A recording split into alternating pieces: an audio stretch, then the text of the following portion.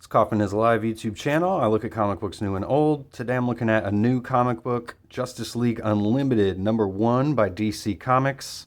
It's written by Mark Waid. Dan Mora is on art.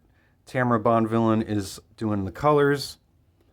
So there's been all sorts of Justice League incarnations. I guess now that we're just going with Unlimited, which in this case means they're just pulling from any superheroes that they can be on this Justice League team. They're not closing their ranks. Superman, Batman, Wonder Woman, they're still leading the team here, but they've opened it up to any heroes that want to come join the Watchtower. So nothing new here. Kind of reminds me of the Legion of Superheroes. It's definitely taking from that. Kind of reminds me of the X-Men too recently, where they were the mutants on Krakoa said any mutants can just come and live here and join the fight for mutant rights or whatever. So that's kind of the idea here between of this Justice League Unlimited is all the heroes from the DC universe are involved essentially here with this team. So we got Dan Mora on art. He's just listed as artist. I don't know how he does his work, if he does pencil and ink or actually uses, computers to draw his pages. Not too sure. He's just listed as artist. So he's on the cover as well. A very commercial cover, which you're going to get with a comic like Justice League for sure. But it kind of gets to the heart of the issue of like what a comic book is. It reminds me of a story that Mark Waid wrote in Marvel Age 1000, actually. And it was a story involving the original Human Torch android trying to figure out like who he was, essentially, if he's a hero or just a commercial product. Is he meant to make money or do good? And I feel like this Justice League comic kind of encapsulates that whole philosophy or argument, or however you want to say it, is just like what is a comic book? Is it just a commercial product meant to make money, or is it actually supposed to be a work of art like meant to do good and put forth a good message into the world? And I feel like this comic book is kind of both. This one in particular, it's definitely very commercial. But I think Mark Waid is writing a story where he's trying to show the heroes doing good. They're all, selflessly giving their lives just to try and help people and save people. And they show that in this comic book. They do a good job of showing that. So I feel like this cover is very commercial, though. Not my favorite cover.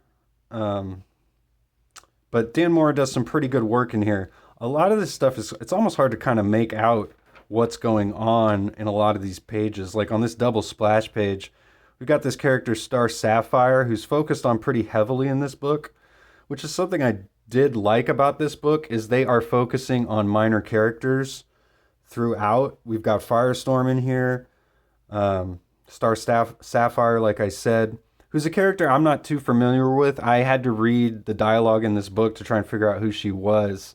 I'm not a huge DC fan. I'm definitely more of a Marvel guy, so I've got some blind spots, and they are pretty heavily in DC. But like I said, my favorite part of this book, or one of my favorite parts, I should say, is that they're focusing on some minor characters as opposed to just Batman, Superman, and Wonder Woman, because we've, told 100 million stories involving those characters. But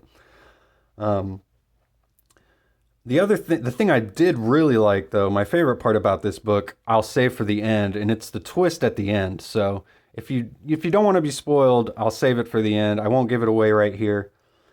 But back to this double splash page, it was kind of hard to tell what was going on these first two splash pages, like I said.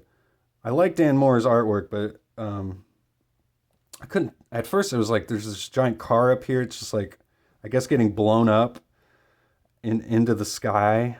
I couldn't figure out what was going on here. This is like a giant wall of protection, I guess, that she's trying to make.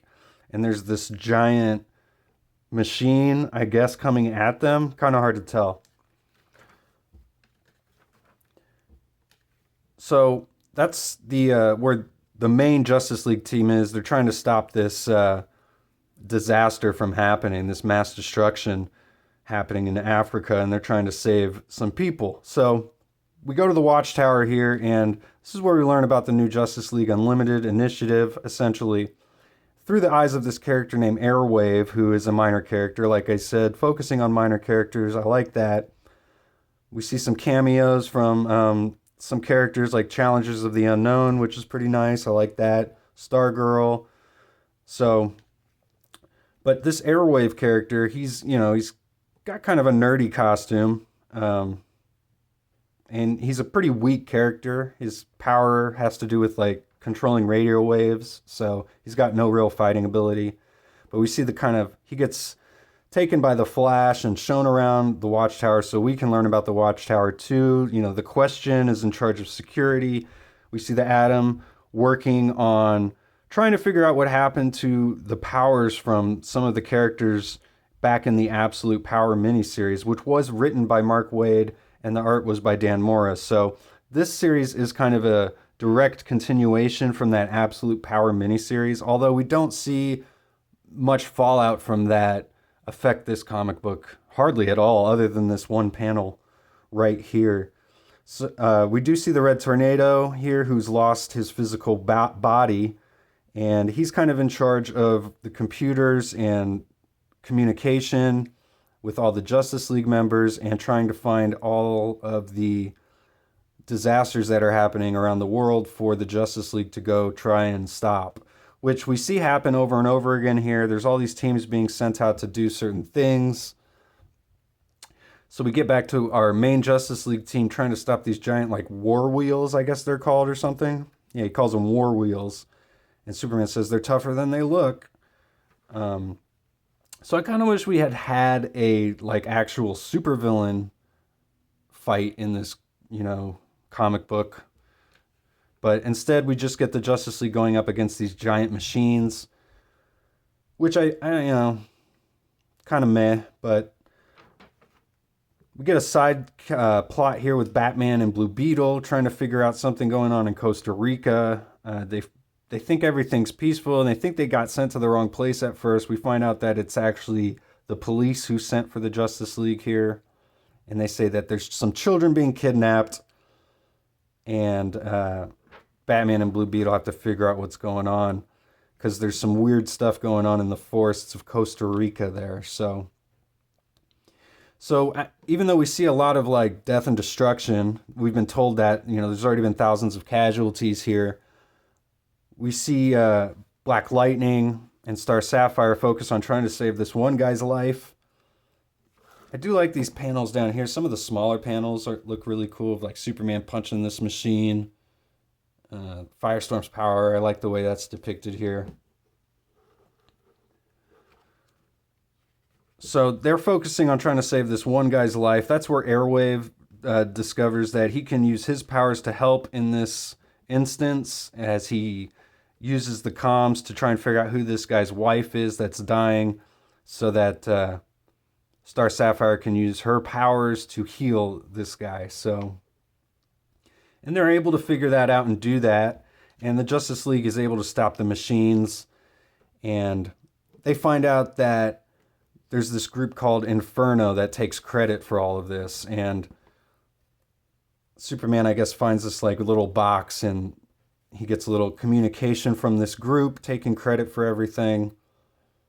So I guess these are the new supervillains being set up here in this new comic book. So we do get that. And then we go back to the Batman and Blue Beetle story here, and we just see I guess they're like pods. Again, it's hard to tell what these are supposed to be. I don't know if they're like eggs that have already had the hatchlings release, or what's going on here. Batman says, send some hitters, though. So he thinks they're up for a battle. So I guess some sort of invasion, perhaps. Invasion of the Body Snatchers or something. Who knows? So we get back to the plot twist here. That was my favorite part of this book. We see Airwave, and he's all shaky and nervous as they get back to the Watchtower, and all the Justice League members are just telling him he did a great job and he just needs to relax, go take a lap, kid. Superman says, and welcome to the Justice League. So we see him kind of in his quarters here, and he's kind of freaking out. And then he's like, they're being so nice to me, all of them. No one's ever trusted me like that. They have no idea what that means or how helpful that is. But then we get to the very last dialogue box here, which is the big twist to this book. He says, since I'm here to kill them all. So, nice twist there. I do like this. We're sent through the eyes of this character throughout this whole comic book, and now at the very end we find out that he's been sent to actually kill the whole Justice League. And he's like the weakest character too. So, nice little plot twist there. So then we got the preview to Hush 2 by Jim Lee at the end of this comic book. It's written by Jeff Loeb. As I was saying earlier, DC has kind of got some blind spots for me, and I'll be honest, the original Hush is a blind spot for me. That's not something I ever have picked up or read before. I might have to leading up to this. I am a big fan of Jim Lee. I just was not collecting comic books at the time when that came out. It's always kind of seemed like a Long Halloween type of a story to me, where it's just Batman going through his rogues gallery of villains to get to the big main villain here, who is Jason Todd behind the mask, from what I understand. So, but these are some cool pages. It's good to see some Jim Lee pages for sure. So, my overall thoughts on this Justice League comic is it's okay. It sets up some cool stuff, I feel like. I wish there had been like a main supervillain kind of fight in here instead of just battling some machines. And, but I do kind of like the overall story. I'll probably be sticking around for issue 2. So let me know what you think in the comments. And please like and think about subscribing to the channel if you like videos like this. I do post daily comic book reviews. So thanks for watching, and I'll see you guys on the next one.